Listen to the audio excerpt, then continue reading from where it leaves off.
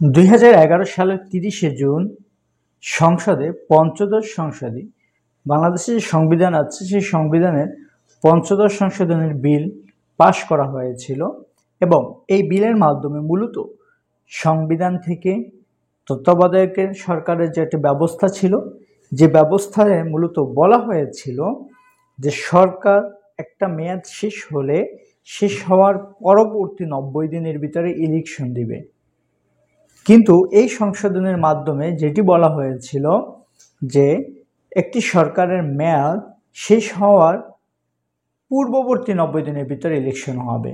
মূলত পরবর্তী 90 দিন এবং পূর্ববর্তী 90 দিন এই শব্দটার মার পেছে মূলত তত্ত্বাবধায়ক সরকার ব্যবস্থাটাকে লেভেল প্লেইং ফিল্ডে ইলেকশন করার যেটি সিস্টেম ছিল সেটাকে চিরতরে শেষ করে দেওয়া হয়েছিল।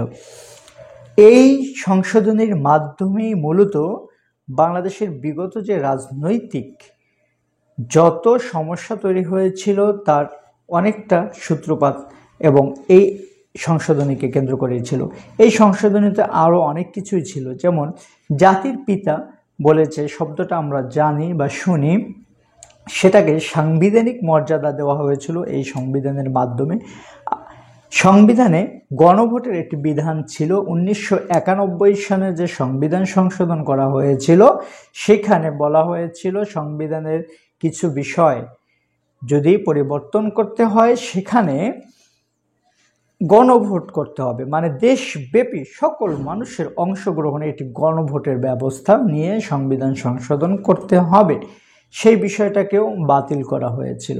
আজকে মহামান্য হাইকোর্ট থেকে এই পঞ্চদশ সংশোধনীকে কেন্দ্র করে একটি রুলের জবাবকে কেন্দ্র করে যে রায়টা দেওয়া হয়েছে সেখানে মূলত এই পঞ্চদশ সংশোধনীতে যে 55টি সংশোধনী ছিল তার কিছু কিছু বাতিল করে দেওয়া হয়েছে।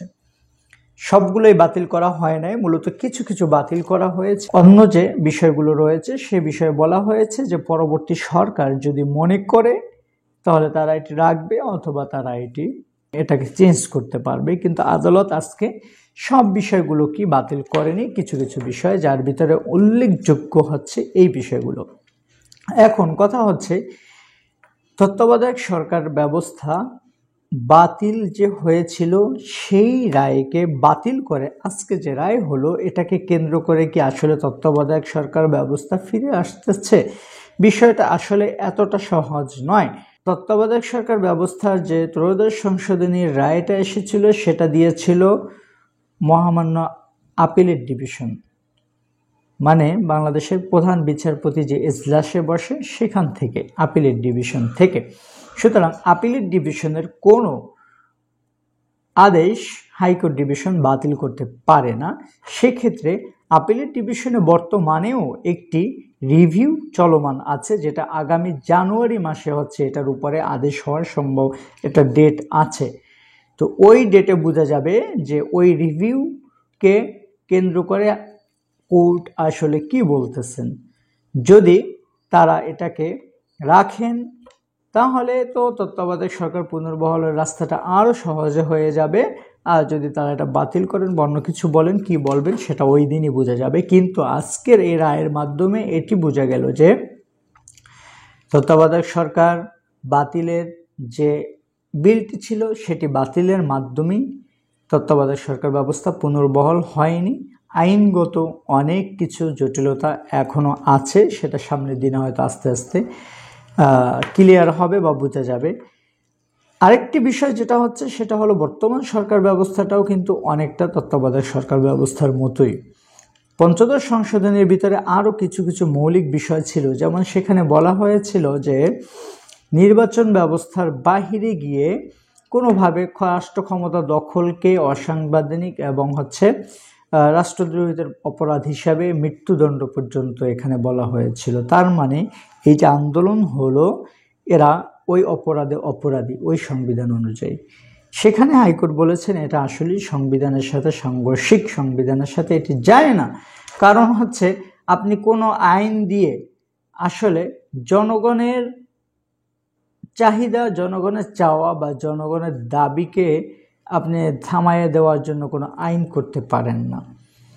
যে আপনাকে কোনো অবস্থাতেই যদি সকল জনগণ চায় তারপর আপনাকে নামাইতে পারবে না। যেমন ধরেন আসলে এই সেকশনটি থাকার মাধ্যমে কি সমস্যা হয়েছিল, যেমন এই যে সরকারটা ছিল, স্বৈরাচারী সরকারটা যখন ছিল, তাদের ইলেকশন ব্যবস্থা কেমন ছিল তা তো আপনারা জানেন। তাহলে এমন অবস্থায় মানুষের পক্ষে আর কি করা সম্ভব ছিল আন্দোলন ছাড়া। সুতরাং যদি আপনার সংবিধানে এরকম একটা বিধান থাকে যে জনগণ কখনোই নির্বাচনের বাহিরে গিয়ে কোনো অবস্থাতেই ক্ষমতা দখল করতে পারবে না, তার মানে হচ্ছে কোনো অবস্থায় যে কোনোভাবে আপনি যদি ইলেকশন করে টিকে যেতে পারেন তাহলেই হয়ে গেল। এটা তো কোনো আইন হতে পারে না যেখানে আপনি মানুষের চাহিদাকে থামিয়ে দিচ্ছেন। তো এই বিষয়গুলো আজকে ছিল। আরও ডিটেলস একটা অবজারভেশন বা একটা ভিডিও ব্লগ আমি করার চেষ্টা করব ইনশাল্লাহ। আজকে হচ্ছে মূলত টুকটাক কিছু কথা বলে দিলাম, সামনের ভিডিওতে আরও ডিটেলস পাই টু পাই ইনশাল্লাহ আমি স্টাডি করে তারপরে হচ্ছে বলার চেষ্টা করব। আজকের মতো এ পর্যন্ত, ভালো থাকবেন, আসসালামু আলাইকুম।